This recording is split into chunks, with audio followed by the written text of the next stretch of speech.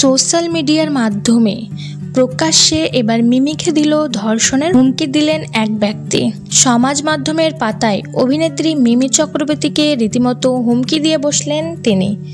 মমতা ব্যানার্জি তার এক বক্তব্যে নির্যাতিতার পরিবারকে ক্ষতিপূরণ হিসেবে 10 লক্ষ টাকা দিতে চেয়েছেন। আর মমতা ব্যানার্জির এই বক্তব্যের ওপর রেশ ধরে রাশিদুর নামে এক ব্যক্তি লিখেন, আজ মিমি একটি মেয়ে বলে কোনো খারাপ ভাষা ব্যবহার করতে পারছি না। আজ যদি এই ঘটনা মিমির সাথেও হতো তাহলে কি করতিস? মিমির পরিবারকেও 10 লক্ষ টাকা দিতিস? তাহলে মিমিকে আমার ঘরে পাঠিয়ে দিস, আমি দিয়ে দেবো 10 লক্ষ টাকা ওর পরিবারকে।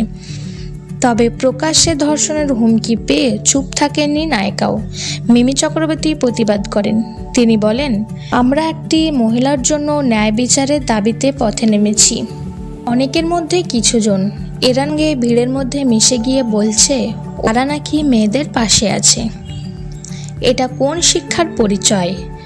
এবং কলকাতা পুলিশকেও পাশে চেয়েছেন তিনি। তো এই বিষয়ে যদি আপনাদের কোনো মন্তব্য থাকে অবশ্যই কমেন্ট করে জানাবেন এবং আমার চ্যানেলটি সাবস্ক্রাইব করে পাশে থাকবেন।